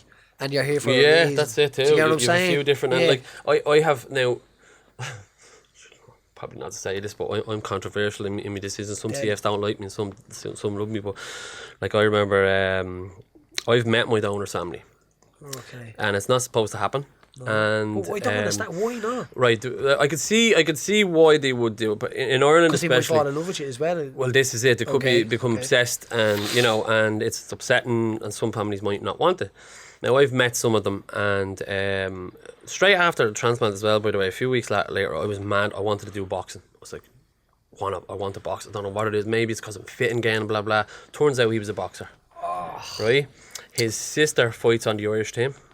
Absolute lovely girl, Shannon. And she's a lovely woman, and like, you know, I go to watch her fight in the National Stadium and all every so often or whatever. Like, you know. Incredible. So, but anyway, he passed away, and the family gave up those organs. You don't to want to ask save me my he life. passed away, do you? He was in a car accident, and I was told all this by the girl who did the reading actually as well, what had happened, and that he was looking down on his family and all while they were there with him and stuff like that. It was crazy. Like, I won't go into too much about it for their sake as well. But I remember one of the messages I had got was I was to go back and visit his mum, and I was to give her a big hug from him. Right, make fucking go into tears here now in a minute. Oh, it's all right. And I remember going up and I met her, and she was we were all nervous, like, you know, and I remember giving her that hug when I did. And it was like any energy that was there had been nearly passed back, and it was an unbelievable feeling, like, you know. And like I every single day, no matter what I do, man, I know it's a real cliche and people talk shy, I just talk the way I am, and that's it. And like, I think of him every day, and I don't dwell on it. The first little few months I was kind of nearly, not obsessing with it, but I was, you know, Jesus Christ, like, you know, I was kind of thinking of him all the time and how upset I was about it, what had happened to him and all, like, you know. But now I take it on board that, like, I'm not saying I'm fucking Mother Teresa, but I try and help people if I can, right? Obviously his bills to be paid in the gym and all, but if I can help someone, I would look at that as he's helping someone. Of course, man. Like, he's not just helped me and the other 5 people that has passed. He is, if I can transvert and try and help someone, I'm not fucking perfect, I'm, you know, but if I can pass a little bit of help to someone else, it's him also. So and then if they can help someone else with that, it spreads around then, like, you know. That's the way I try and look at it, like, you know. That's great. That's my same outlook on it. If you create little fires, what they do is they create other little fires, and as I said, like, it's no matter what we have, no matter how much money we have, no matter how heavy, fame, everything, cars and all that, when we are lying on this bed and it comes for our time to go, and we're looking death in the eye, the only thing that you need to be able to do is look at yourself and say that I did it right, you know what I mean? Because we only get one life, and if you are down, if you are sad, if you are, there's ways of fixing it. There is ways to, like, and like I'd say people say, like, through suicide and stuff like that, I'd say, as you're talking about the other side, I'd say that if you could have a conversation with somebody on the other side that would be, I would love to have a conversation with somebody that had followed through with suicide. I know if that sounds crazy. I've had suicide affect my own family, my own circle of friends and stuff like that. But to really figure out, I think, what suicide is and how it affects you and how people think it cures what's going on in their life. I think that's the kind of the conversation that needs to be had, you know. I heard a great story about the Golden Gate Bridge. Ever hear that? Yeah, I've seen the documentary on it. 100 people are only 100 people have lived after throwing themselves off this bridge. They lived, and he said the second that they jumped, that they realised. There's a guy actually, he does a motivational speaking. Now, did you see his videos? Like, and he said the moment he jumped, he broke his legs, broke his back, and he really regretted the minute he jumped and stuff like that. But it is because that's going to meet us all. And anyway, some people, because of pain and because of hurt now, they're in a rush to meet it, and I think that's what suicide is. But it's going to meet us all, no matter what. It's just time has to pass, and that is it now. Obviously, sometimes it can happen sudden, and sometimes but if it does go on, like, there's if it does go on and change someone else's life, and not only that, not change someone else's life, like, give someone else life. And even, like, I've heard a lot of stories about Alan since he's passed and stuff like that, and you know, of like he was a real leader. He was kind of a quieter enough lad, but they all looked up to him, all his mates and all looked up to him. Like, I heard stories of, like, to be young ones kind of walking home, he'd make sure they got home safe. He was a real kind of leader of a guy. Now, in his last moments, like, you know, there wasn't a bad word said about him. Everyone loves him, so he led his life the right way. Yes. So if someone else out there can live, you don't know when it's going to happen. We don't know. So do what you can now. You don't have to be a fucking saint. No. Even if it's something small that you can do in your own environment, your own sort of way, your own little way of doing something. You know what I mean? Like, we're not all going to reach the heights of helping as many people as you do, but even no matter who it is, you can help one or two along the way. That is the heights of, like, if you help 2 or 3 people, 4 people, that's the only thing that matters, because everyone, like, it's not about, it's same again, it's not even like a competition. That it's if you sit on the path, and for how long you live, you're gonna change 10, 20 people's lives. And not only that, it'll fucking probably 5 of them people you probably saved their lives because you reintroduce their faith in humanity, if you must, you know what I mean? Because sometimes, like, trying to save the world, like, that's where, you know what I mean? It can be frustrating if you're trying. No, it was like that, man. After transplant, I was trying to preach so much to people, and then there's a negative attitude with some people, and then you just have to. I actually came off all of the CF pages and all this sort of thing because if people, and I help people in my own time. Like CF.com, people would CF or anything else would come to me, and I'll go out of my way. If I try to reach a big audience, sometimes, you know, some people out there, they're just not in a good mindset to be able to be helped with CF. They're in a depression or something. Well, I don't want to be pushing myself on and like, oh, look at me, I'm this fucking great fella, like, or anything like that. But you know, like as I say, I have to go through a lot of health issues even now, like stage 4 kidney disease at the minute. My liver's not great. I'm definitely going to need a kidney transplant soon. There's no... What blood type are you actually? Oh, fuck, you won't be able to give me one, will you? That's a great excuse. Right? You won't be able to. How to meet you? Where are you? What blood type are you, mate? Yeah. Any liver's going there? But look, I know I'll have to face that. But I'm not afraid of it. Like, you know, it is what it is. And even, like, I'll never change my opinion on other things as well. I mean, like, I know I have to get a kidney, right? At some stage. And they're trying to bring out this opt-out thing in Ireland, like, so you're automatically a donor unless you say you're not, and, you know, stuff like that. And I should agree with that, but I don't. That goes against your body autonomy again, doesn't it? I couldn't agree with it, even though I need, like, because first of all, people that don't understand it, and it'll probably be people, I won't say I don't really want to say this, but people in, like, you know what I mean, people that are just they don't research into stuff, they don't actually think about stuff. I think it's the government trying to sound good for themselves. Like, look at the amount of transplants we're able to do, or they're not thinking through with it. Ireland is such a small country. They've done it in other countries, right? And the transplant thing went up through the roof, right? The amount of transplants, right? First of all, we can't cope with the amount we're doing as it is with the staff. We don't have enough staff. We don't have a fucking. We don't have enough staff. Falling apart. And then another guy, Eamon, great friend of mine, had a transplant as well. He turned from Tallaght and gone to meet him after this, but he turned around to me and said, like, are we going to get lungs, if they're just been handing out and they're not perfect, are they going to just start throwing all sorts of lungs and they might not be, you know what I mean?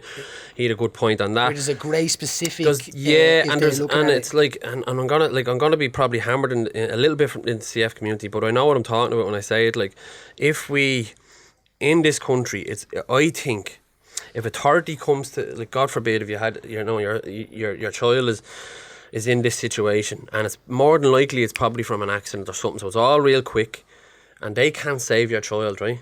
And then the authority figure is coming to you and saying, couldn't save your child, but you know it's law now in the country to take your organs, unless they're going to go, get the fuck out of here.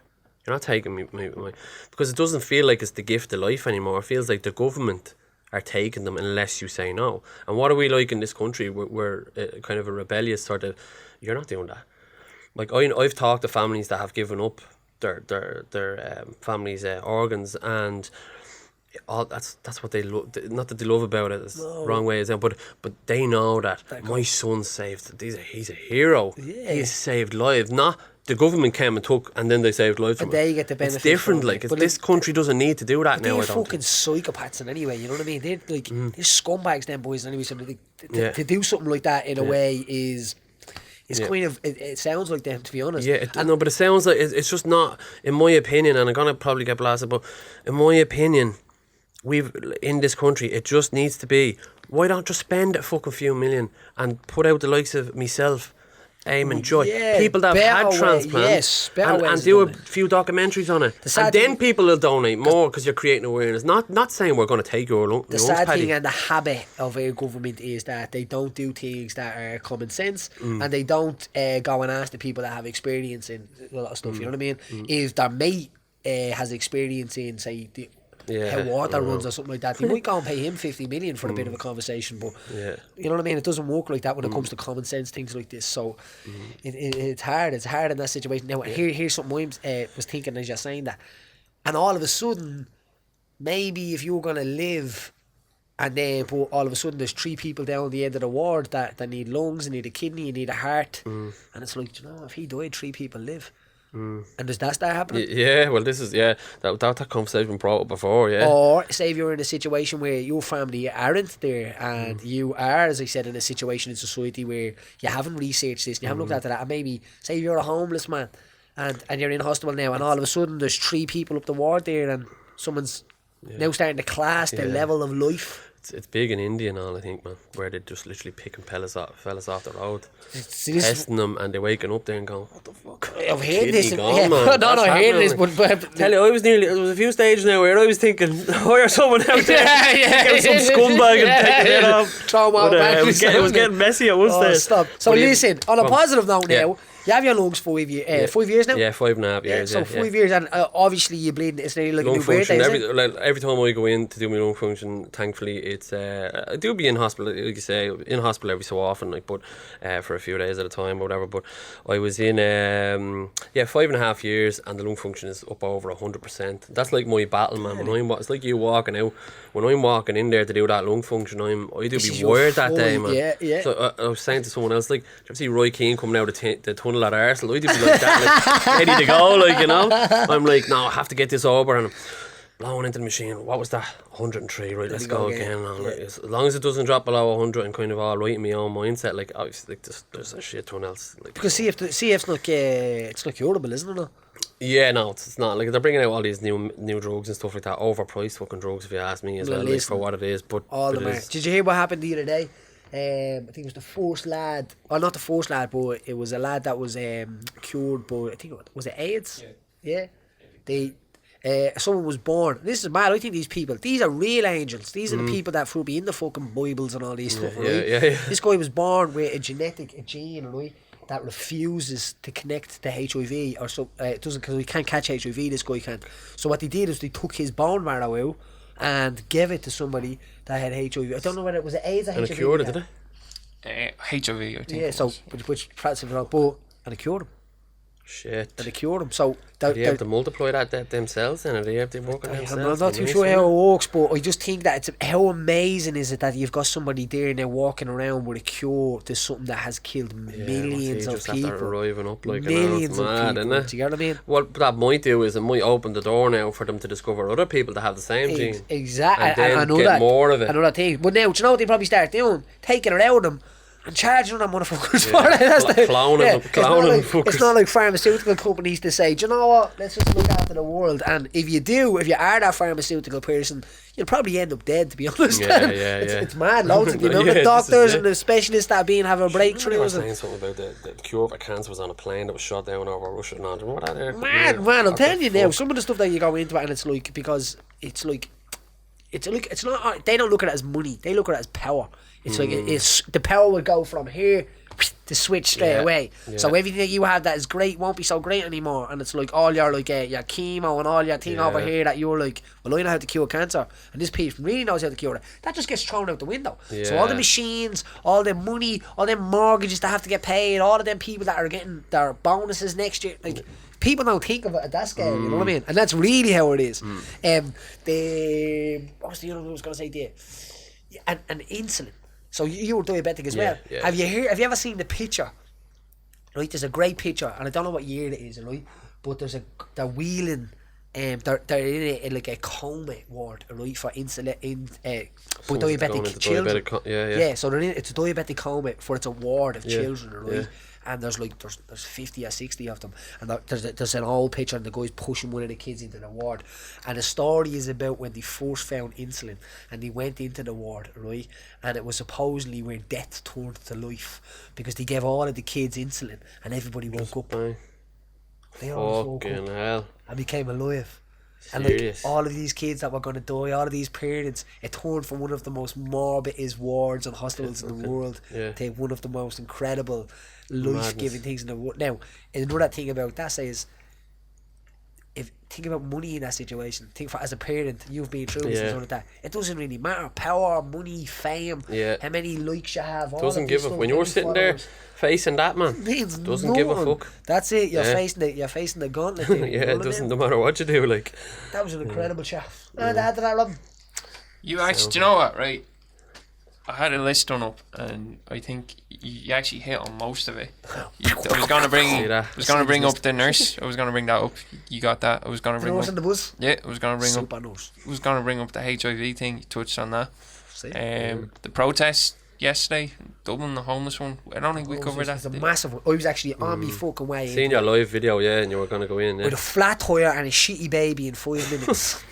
Yeah. Didn't go well. I'm telling you now. I put the stop to things, alright. It looked like someone dipped them in curry. That's what it looked like. Yeah. It was on my toenails and I had socks on. I don't know how we got it there. I'll give you. I have one here, which is interesting enough. There was a guy. He was out diving, like sea diving. Like Okay. there was like he was recording like the sardines. Do you know when all the fish get together in the ocean, like in a big yeah. And like a whale came up behind him and like swallowed him. So like he was in the whale's mouth, like, and he said it just went dark. Like somebody caught it on picture. Actually, you should check it out. Like just on camera. Yeah, he said like he was recording, so he had his camera. He wasn't looking. He said it just went like dark, and like in that situation, like he talks about it, and he said he was so calm, like, and he just figured like he was too big to get swallowed, so the whale would eventually spit him back out. Like he was in the mouth for 2 seconds, and then he spit him out, like? Yeah, the whale obviously just spat him out because it was like, what the fuck is that? Like, but it's not crazy. Like you talk about, he said that is. So he's probably the only man on planet Earth that's ever lived and been in a whale's mouth. His name. It's bigger than the moon landing. Mad, isn't it? Yeah. It's crazy. Loads of people did Get that. him on the podcast. Loads of people did that. I want that motherfucker next week. Rainer Schimpf. Is that his name? I think so. Yeah, we'd have to pay a bit to fly him over here and stuff because he's based in New Zealand, I think. He'll be touring the world after that story, man. You might get him.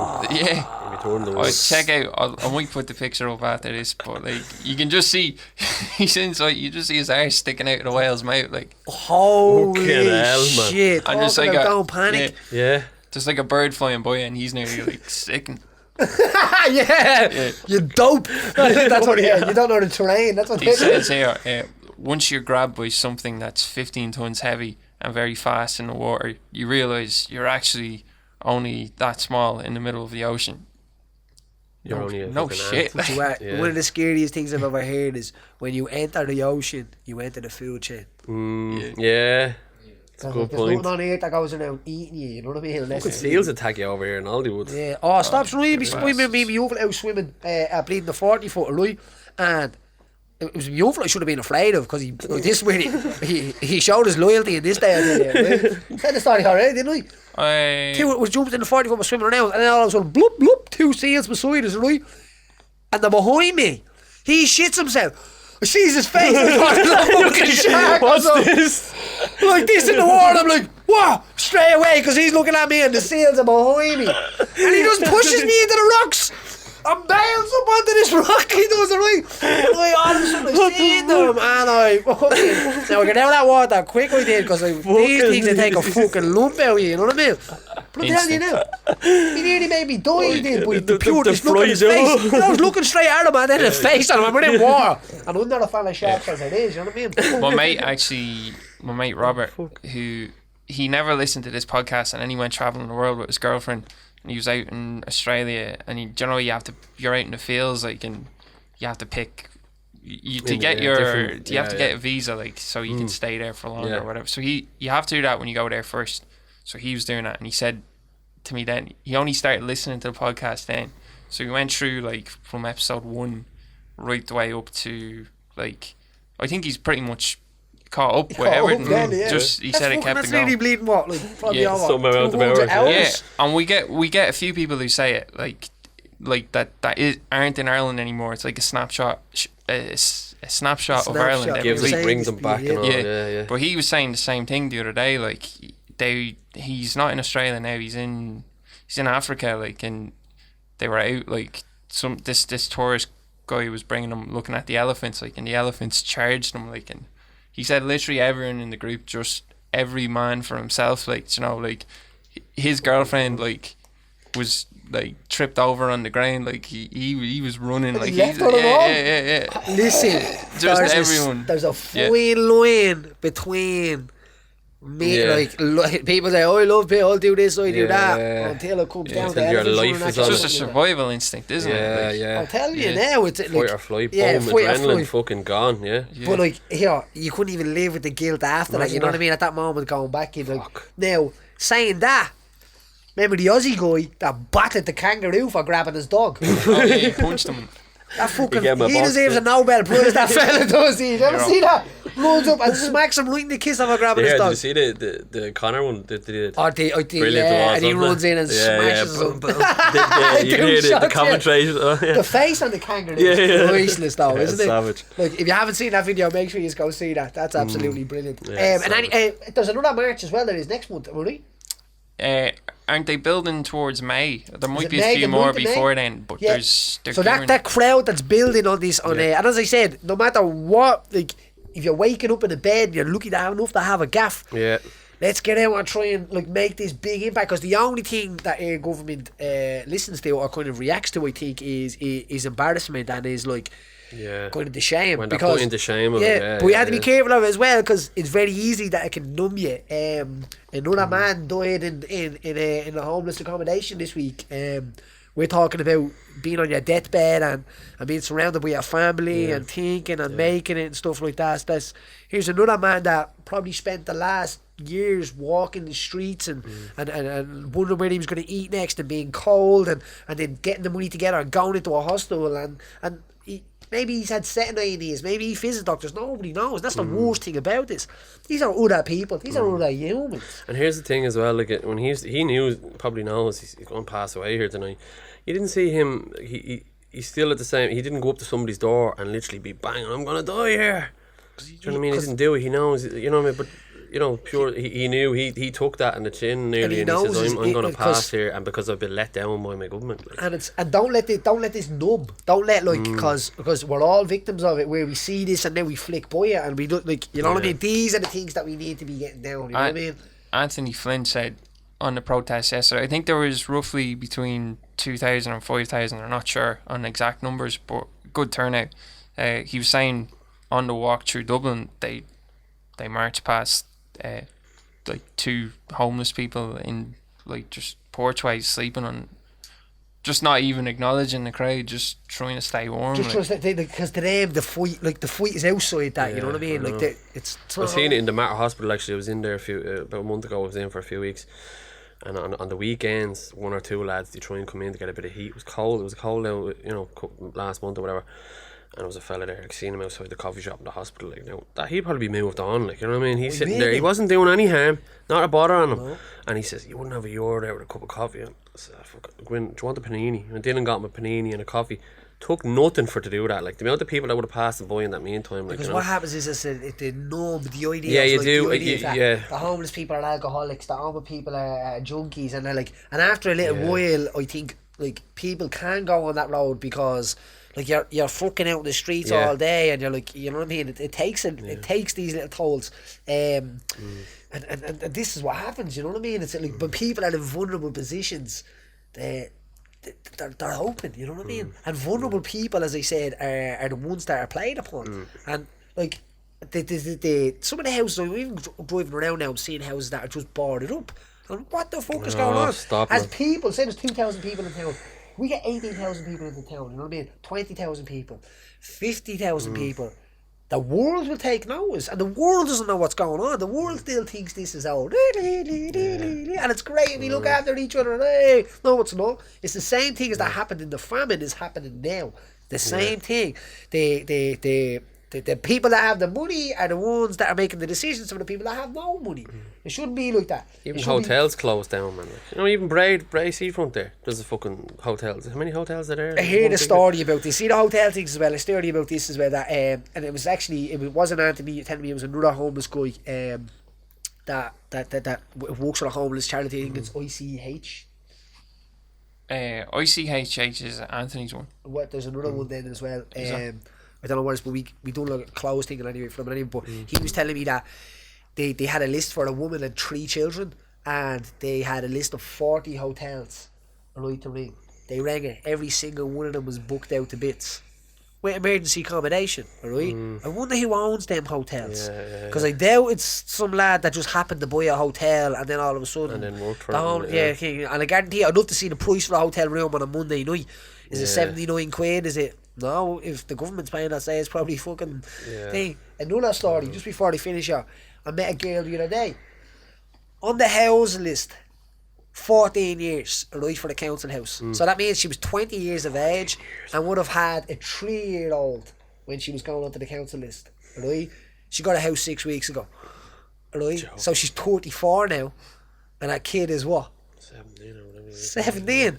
In a year's time, she's nearly not going to be qualified for that house because she's been waiting so long. Yeah. Because then her kid will move on and go into the same system. And then it'll be like, hold on, we actually have a right to take you out. So I was doing the maths, right, on this. Say if that girl was on a HAP scheme or on a rent allowance, or there's millions of these things that have gone along in time and they've just been renamed and rescheduled. And I think they're great. They're great schemes and stuff like that, right? But the people that are the landlords of these houses, these should be like, do you know when you get HAP that no one goes and views that house? So if you come down and I have a shed out my back and you feel like, listen, I'm desperate and I need to move there, and you go and get your form stamped and I give that form to you, you can go and live in that shed. But no one's came out to say, hold on, this is not a living quarters. You can't live here. Yeah. There's some people making $3,000 a month off houses by just dividing them up into flats and stuff like this and all. Putting about 10 people in This is what I'm saying about the vulnerable people. People that are in vulnerable situations are the ones that get taken advantage of. And the government needs to be relieving that pressure. You know what I mean? The county councils should build council houses, and the private sector should build affordable houses. Solved. So let's say, like you're going to have a fucking massive amount of followers to vote for you. But are the government going to try and let's dampen this fella down? 100%. There's no doubt.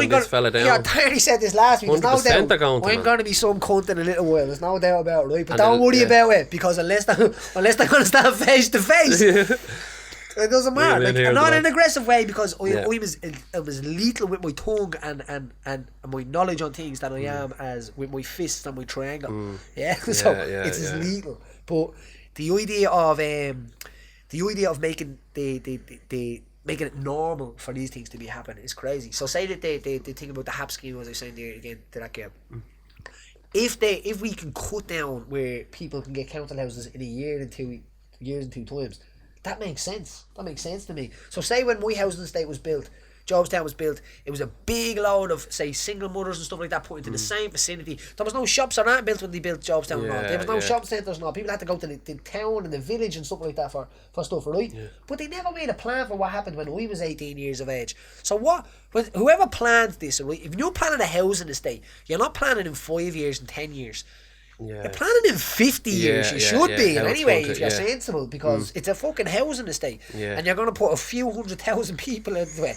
So be careful what's going to happen after that. What's going to reaction of that? So 20 years time, all these single mothers that we're putting in, what's going to happen to all them kids? Where do they go now? There was no plan made for that. It's just throw a few up there. Well, we'll do it, and in 20 years we'll deal with that. And now here we are. Do you know what I mean? Them houses were built, I think, in 1974 or something like that. So here we are now. We're in fucking trouble now. Yeah, and there's got some houses that have now six families living. And you know what the sad thing is? Some people's advice are, well, you should stop having kids. Now, and I do want that. In some cases, I do agree. You know what I'm not saying? In some cases, I do agree. Where you've got, like, if you've loads of stuff going on, if you've drug habits, you've all of this stuff going on, and you've no accommodation, and right, let's get this together, get your life together. And I'm not saying, but that's a terrible excuse, isn't it? That's what gets said to people. And nobody's planning for these forward situations that's going on. So it's going to happen again unless we plan again. You need to get in there, Pat. We need to plan now. But if we agree, the most important thing is that if people vote for me, 100%, I want your vote, alright?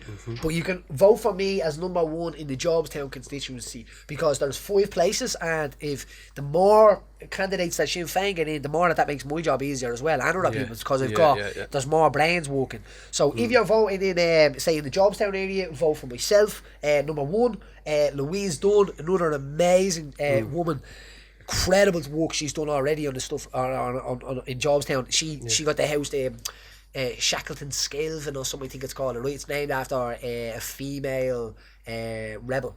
Right. It is, but it's a house on my way. It's brilliant. It's a housing estate, brand new housing estate. But she named this. She was the one who cited the site and all this and stuff. But people don't get this credit, as I said, for them. Like, if I get to do a housing estate, I'm going to call it Crane Estate. Right. If I ever do get the name one. Another one. So vote number 2.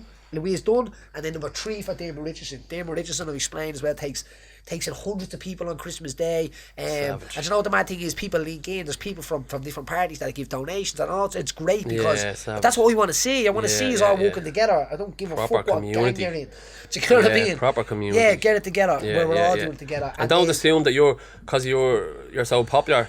That you're going to fellas be sitting there going, he'd be alright, I want him to get in, but I don't want to bother me arse going, go down and fucking these votes as well. So if you're a man boy, make sure, because I'll be checking. Make sure, yeah. But if you're in the say the Killinarden area, vote Dermot Richardson number 1. Don't vote me number 1, and vote Louise Dunn number 2, and then Paddy Holohan number 3. So I'm your third preference on it. Same way as if you're still repping everyone else there as you go instead of repping yourself. Because this is the most important thing. Because as I said, as a team together, as a party, it's important. If you're in say the Springfield area, you have to. If you vote, you don't have to. Kind of do though. No, but if you vote for Louise Dunn as number 1, David Richardson number 2, and then Paddy number 3. Because if we get 5,000 votes, alright, that's only one person in, and the rest of them, I won't say go to waste, but they don't get shared out the way they do. Yeah, you need to get 5 seats in there. And then Cottle King as I've never met a leader as good as this guy, because he's a selfless leader. Cottle has helped me so much with this gym. He's helped this area so much. The amount of people that go on and we don't. There's no magic wands. There's no magic brush that it's like, I rang him for a house and he never answered his phone. It doesn't work like that, unfortunately. And even if we see these houses, some of these houses are owned by NAMA. And let me tell you one thing: if we had houses in air pockets and we had seeds that we could put in the ground and hand you straight to a house, we are the people that would do it. People don't see it. No, the people just see you just dodged me. It didn't. I was just understood that at that moment. Like, if people coming, I'm on the housing list 2 years, and you have other parties promising that they're going to get houses. I can tell you right here, right now, as a council house goes, they will never. They won't. But they will promise them now because there's an election coming up. Yeah, and that's great. And it's not nice, because I was only talking. We were talking to a girl the other day, and I said to her, like, would you not rather where your future's going? We said, yeah, but you said this, and I said, there's a million false promises there. It's going to affect your mental health as well. So what would you then say to people then? Because you're going to, in my opinion, you're going to hit a different audience that never voted, so. And I think that's going to happen. So what would you then say to those who are sitting back going, doesn't matter if you vote? But the amount of people say this now, because they'll fucking rig it anyway the way they want it. So what do you say to those people? If you were say 18 years of age and you're sitting there saying that now, you need to register and vote now, because when you mightn't care now. You're like, wow, I didn't be mad now. I'm still in school and I ain't care about all that. And this is going to happen in 24. When you're 24, 25 years of age and you have your own kids, you're not only voting for yourself, you're voting for your grandchildren and your kids that you've never met already. This year, as I said, I've said it over and over, this country, let's give a different brain a chance. This country has been 100 years with Fianna Fáil and Fianna Gael in the same cycle. I'm going to do a little video about this cycle. You want to see how crazy it is? It's a circle, boys, and one vote's urinate and one. But it's the same minds. It's like the same government, nearly. The two of them so the one that started this whole country from the when the Free State was created has stayed there, right? So that's 100 years. That's time for change. 100%. Let's put a different brain in there, different mind in there, and let's see what happens. And to me, Sinn Féin is a social class brain, or the working class brain. Especially if you're working class, get in there and let's and not only that, I think the middle class is touched by that as well, because the party has been fair in the way of, like, I think if you're contributing, you get rewarded for it. But it's not like, if you're contributing, we all get awarded for it. Can't be like that. You know what I mean? A lot of these councillors and a lot of people think, like, but they don't. Like, Sinn Féin take an industrial wage. That's voluntary. That's a volunteer thing where they take the only wage that an industrial worker takes. They're not in there taking 60 grand, 70 grand. Then, No, and all of these things on the other side. So to me, definitely I'm a member of Sinn Féin, but if I wasn't, and you could put blankets over the cover of the parties and put a list under what they actually represent, that's me. That, you know what I mean? I'm representing that person that needs to go through. But as I said, you need to get out there, you need to vote, and there's going to be I'm going to do a good bit on this on how to vote. And if you are voting on a card, this is another thing we didn't know as well, make sure that you put 1, 2 and 3.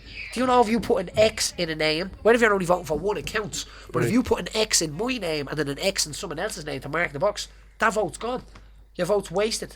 It's spoiled. So if you are voting, I don't care if you're not even voting for me, but just make sure that if you're getting your opinion across, you get it across right.